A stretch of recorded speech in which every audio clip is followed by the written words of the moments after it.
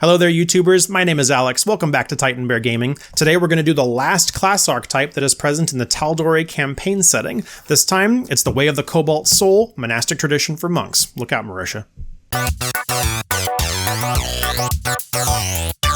So even though we're going to be looking at the Way of the Cobalt Soul from within the Tal'Dorei campaign setting, it does need to be mentioned that Matt Mercer has made some changes to the Way of the Cobalt Soul since publishing it here in this campaign book. And so that's what we're going to be looking at. We're going to be looking at, this right now is November of 2018. Matt published these in June, July of 2018, after Marisha had had enough opportunity to play the Way of the Cobalt Soul in their Critical Role game. So we get to look at it after he's made a couple of tweaks, couple of balance tweaks, helping out the power level, as well as helping out kind of the usability for players wanting to be the Way of the Cobalt Soul. So thematically speaking, the Way of the Cobalt Soul is a knowledge gathering tradition for monks. They are individuals that vibe in the thematic space, the storytelling space of capturing information, gathering information, protecting knowledge for the benefit of posterity and the battle against ignorance and illuminating the darkness. And so the Cobalt Soul itself in Tal'Dorei is an archives. It's a library system for protecting knowledge and information, right? And the individuals that staff the Cobalt Soul archives are librarians and monks, and they are either the ones who are tending the knowledge and information, or they're out seeking that knowledge and information out in the real world. And that's where the Way of the Cobalt Soul monk comes in here. It also is worth mentioning that the fighting style for the Cobalt Soul monk is trying to embody the phrase, know your enemy, right? That's explicitly listed in the text, know your enemy.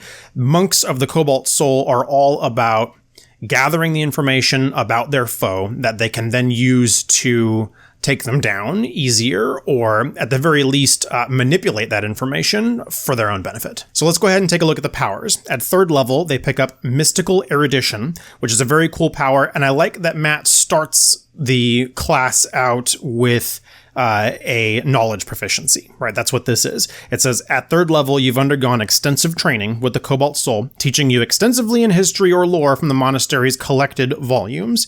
You learn one language of your choice, and you choose one skill for proficiency, whether it's arcana, history, nature, or religion. I like this a lot from a thematic perspective. I think that this phrasing that Matt uses here, upon choosing the tradition at third level, you've undergone extensive training. It's a past tense thing. You've already undergone this training. I think that this addresses a kind of slipping point in 5th edition where players think that their characters just have these powers that they're granted from their different classes. And this goes a little bit stronger towards establishing where your powers have come from, right? This very plainly makes the point that you have received training from an institution, from a collection of individuals that are united by some kind of mission statement and discipline for them. So that's great. You get one language proficiency and you get one skill proficiency in a knowledge-based skill. This scales as you go to higher levels. You can pick additional languages and additional skill proficiencies when you hit 11th level and 17th level. And then there's even the clause for should you already have proficiency in one of these, you get to double your proficiency bonus for those checks. So that's good. That's great to start with. Also at third level, you pick up Extract Aspects, which is the ability to wield your enemy's nature against them, knowledge of the enemy against them. The way that it works is, whenever you hit a single creature with one of the attacks granted by your flurry of blows, later powers for the Cobalt Soul is based on hitting 2 attacks in a flurry of blows or 3 attacks in a flurry of blows. This one is only 1. When you do so, you can choose to learn 3 characteristics about the creature of your choice. Creature's type, armor class, senses they have, saving throw modifier of your choice, damage vulnerabilities, damage resistances, damage immunities, or condition immunities. Once you use this feature, you must finish some kind of rest, short or long, before you can use it again. This is interesting. You'll hear a lot of talk from people about metagaming and whether or not the definition of an NPC of a monster stat block should be something that's exposed to players, but I think that this is done rather elegantly here, right? I think that most players who are engaging the game and like the combat aspect of Dungeons & Dragons would be interested in knowing any one or more of these pieces of information, you still already have kind of the balancing characteristic that it may not necessarily be the most relevant information for a given fight. Like, for example, if you're going to be fighting an ooze of some type, and the player may ask for armor class when perhaps they should have instead asked about a damage resistance or something, right? There's still a level of player control and player agency that they have to kind of hunt and peck to find which the right pieces of information that'll actually be relevant. But I like it a good deal, and I think that it'll fit really well in a campaign setting environment where the Dungeon Master regularly writes their own monsters. They're not pulling things straight from the stat book. And so that way it kind of makes it more of an unknown thing. You've got kind of a guess and check, as well as exposing a little bit of what, the nuts and bolts, kind of what's going on behind the scenes to the players. I also like, specifically for the Way of the Cobalt Soul here, that this fits rather well with some of the later powers for Cobalt Soul. That early in the game, at 3rd level, your Cobalt Soul Monk is going to be getting in the habit of doing this power, of extracting these aspects, these characteristics from the villains that they're fighting against. And then when they get a later power later in the game, they can start utilizing that information. It does scale that once you hit 6th level, you can use the feature twice between rests, and at 17th level, you can use it 3 times between rests, but that's okay. At 6th level, you pick up Extort Truth, which has fun role-playing characteristics, in my opinion. The way that this one works is you can hit a series of hidden nerves on a creature with precision, temporarily causing them to be unable to mask their true thoughts and intent. You can either make this a biologically related thing, that the body and the nerve endings and whatever of the target are struck in a specific pattern that it triggers truth-telling, hormones or whatnot. Or you can view this in kind of the magical sense that you are applying a semi-magical effect to the target after striking them that lets you know whether or not they're speaking the truth, right? So the way that this one works is, if you manage to hit one creature with 2 or more attacks in one round, you can spend 1 key point to force them to make a charisma saving throw. Okay, so you have to spend a key point, have a hit with 2 or more attacks, and they still get a charisma saving throw. You do have the ability to choose that these attacks deal no damage for when you're dealing in just a roleplay situation. On a failed save, the creature is unable to speak a deliberate lie for 1 minute. And all charisma checks directed at the creature are made with advantage. So it kind of softens up the individual's social responses and abilities to actively deflect a line of questioning. You know if they succeeded or failed on their saving throw.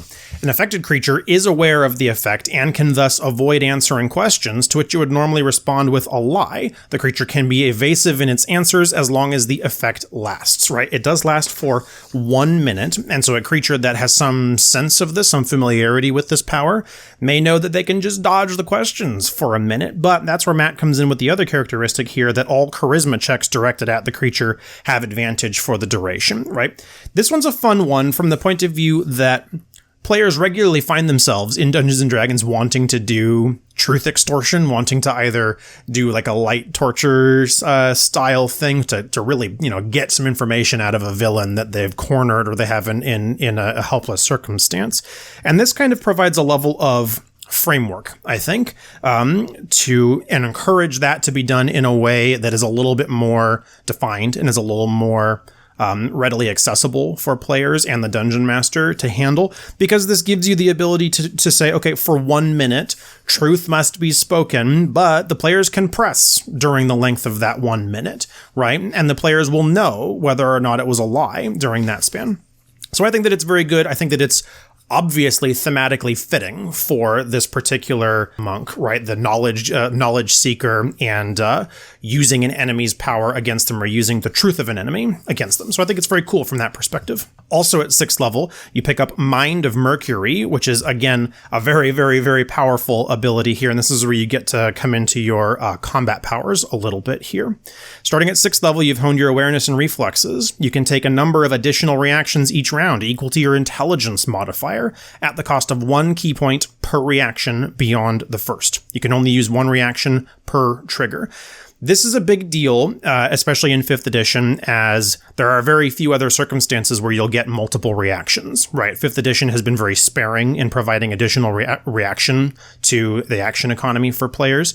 And so this is a kind of a big deal for that one, right? As we've already seen from Critical Role, Marisha has tried to combo this with some of the feats that use reactions and stop enemies' movement in their tracks, and being able to do kind of a counterattack when they make an attack. And so there's a lot of build opportunities that can come from this particular power.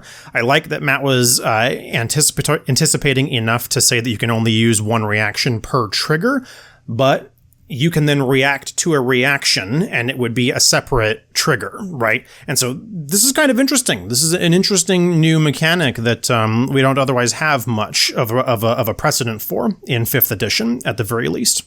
Further, it also lets you have more of a presence on intelligence characters, right? And I've complained a little bit on previous videos that the only form of intelligence characters that you run into in 5th edition are just wizards, and I don't think that's necessarily fair or right for how the game should operate. And so I like being able to kind of spread the need for some intelligence-oriented characters through the game, and this presents a real juicy payoff for having a reasonable intelligence score.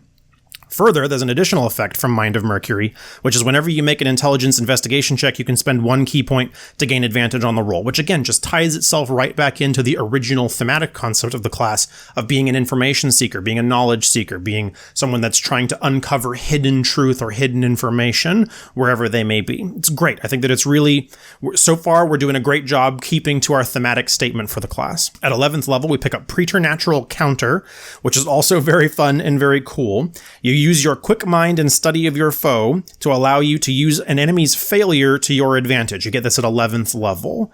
If a creature misses you with an attack, you can immediately use your reaction to make a melee attack against that creature. This is synergistic with our additional reactions that we're able to take, right? So that using this doesn't necessarily preclude us from being able to make a different reaction over the course of a round, as well as if you're the subject of multiple attacks, you'll be able to benefit from this multiple times, right?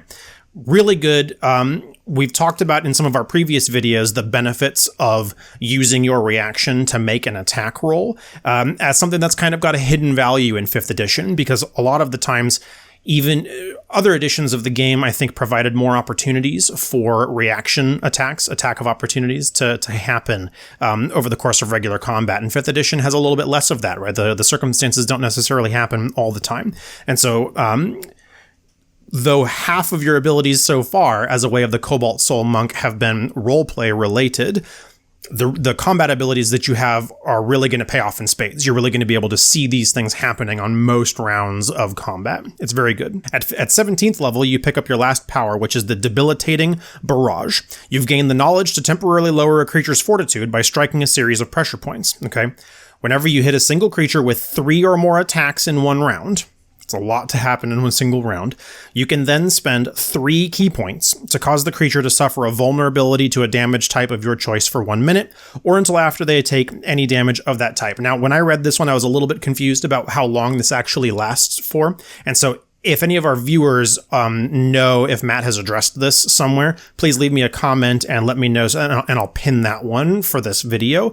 How long does this actually last for? Does it last for 1 minute, or does it end after they've taken damage of the chosen type, right? That's what I want to know. But anyway, regardless, so long as it's at least until the point where they take that damage point, it's a really powerful ability, right? Imposing vulnerability on a creature that otherwise doesn't have vulnerability or resistance or immunity or whatever means they take double damage from damage sources of the chosen type, which is a huge deal, right? Very rarely is that applied in 5th edition, and so that makes it very big. Further, Matt goes on to say that the creatures who have resistance or immunity to the chosen damage type don't get vulnerability, but instead they're downgraded by one of those 3 categories. If it has immunity, they're downgraded to just having resistance, which is 50% damage. If they have resistance, then they're downgraded to just being normal, so you eliminate their 50% damage reduction. So all in all, it's a really, really great power, and by the time that you're hitting 17th level, you're going to be running into things that have resistances all over the place, right? By the time that you get past level 5 or so, and especially when you get to level 10, you're running into magical creatures or semi-magical creatures all of which have at least one resistance included in their stat block. And this is the part that I like so much about tying it back to our Extract Aspects power that we had back at 3rd level, where when you hit a single creature with one of the attacks granted by your Flurry of Blows, you can choose to learn 3 characteristics about the creature of your choice. This is where you're going to start to pull things like what are their damage resistances so that you can know how best to use Debilitating Barrage. All in all, I think that the Cobalt Soul, the Way of the Cobalt Soul monk is very well defined. I think that, yet again, like the other archetypes that Matt has put here in the Tal'Dorei campaign setting, the thematic characteristic for this class is really rich and very well illustrated here, which is kind of hard to do sometimes with just the limited page space that you get for archetypes. I feel like for the Way of the Cobalt Soul and the Rune Child and the Juggernaut and the Blood Domain, I think that all of them communicate effectively what the point of that character is, what the point of that class is. And the Way of the Cobalt Soul really doesn't stray from that at all.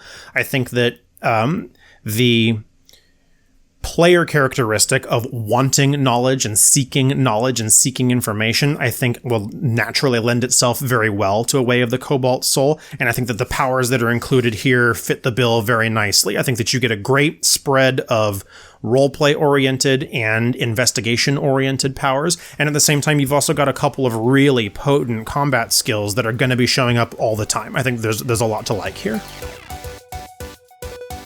Thank you for watching the video. I hope you liked it. We post a new one every Tuesday, so go ahead and hit the subscribe button down below and click the little notification bell at the same time to get a pop-up when those videos do go up. If you're hungry for more Titan Bear gaming content, head on over to our Patreon, where our subscribers get access to even more content. We post special unreleased videos, bloopers reels, outtakes, sneak peeks for upcoming episodes. And for Patreon subscribers only, we release our weekly podcast with episodes going out every Monday. You can find us on social media at Titan Bear Gaming. Until next time I see you, have more fun, would you? It's good for you.